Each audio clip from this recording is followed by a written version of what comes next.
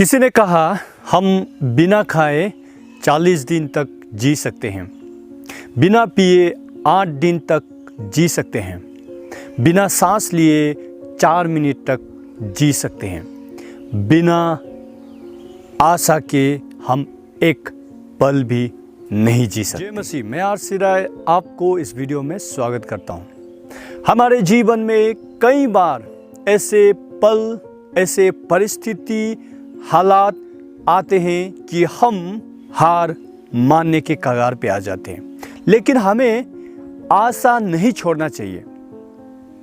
मैं एक छोटा सा कहानी जिसमें परमेश्वर ने मेरे अवस्था में पर्टिकुलरली बात किया, उस इंसिडेंट्स को मैं आप सभी के साथ में शेयर करना चाहता हूं और बताना चाहता हूं कि सब कुछ खत्म जैसे दिखने पर भी वो खत्म नहीं होता। आज से कुछ साल पहले मैंने अपने बेटे के लिए एक सुंदर सा सैंडल ले दिया था, जिस सैंडल को पहनकर मेरे पत्नी और मेरे बेटा जोनाथन और मैं, क्योंकि गर्मी का महीना था, हम नहाने के लिए पास के एक छोटे से झरने पर गए जहां पर शीतल ठंडा पानी आता।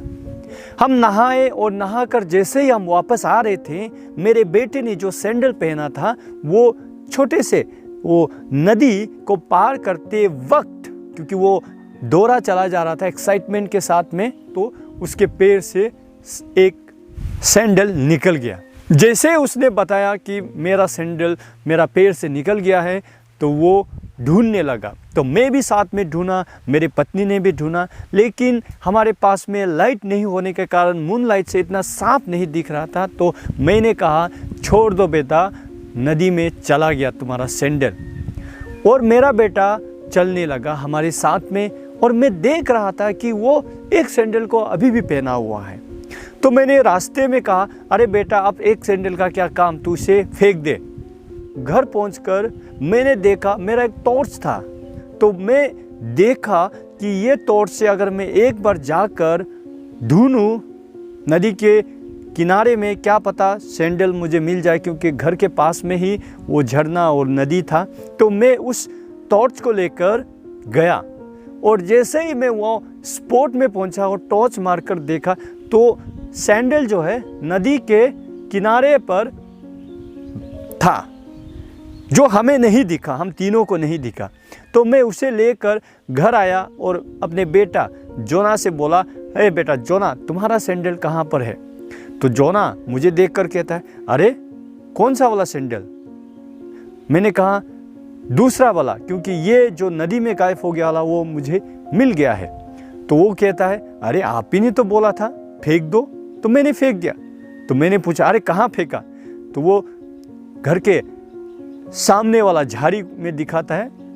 तो मैं झाड़ी में गया, टॉर्च मारा, तो वहाँ पर जाकर वो सैंडल भी मुझे मिल गया।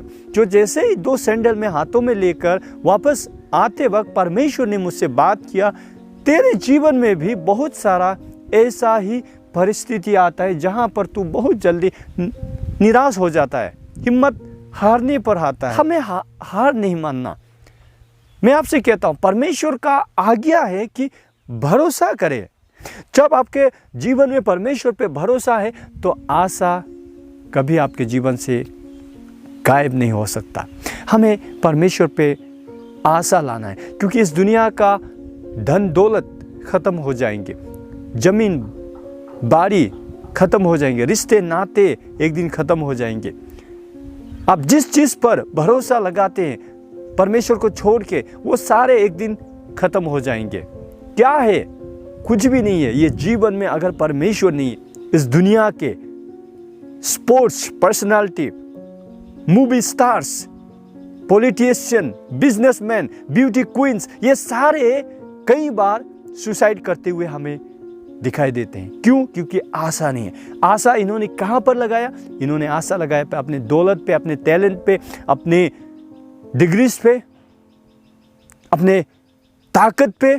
ये सब उन्हें एक दिन निराश कर सकते हैं। जब हम परमेश्वर पे भरोसा करते हैं तो हम कभी भी निराश नहीं होंगे। इसीलिए भरोसा सिर्फ परमेश्वर पे हमें करना चाहिए। क्योंकि वही परमेश्वर है जो हमें ताकत दे सकता है, हमें बल दे सकता है, हमें हिम्मत दे सकता है। जीवन के हर परिस्थिति में उनका अनुग्रह हमारे लिए काफ़ी होता है। तो इसीलिए परमेश्वर पे हमें भरोसा नहीं छोड़ना, क्योंकि अगर हमने परमेश्वर पे भरोसा छोड़ दिया तो हमारे जीवन में आशा भी खत्म हो जाएगा।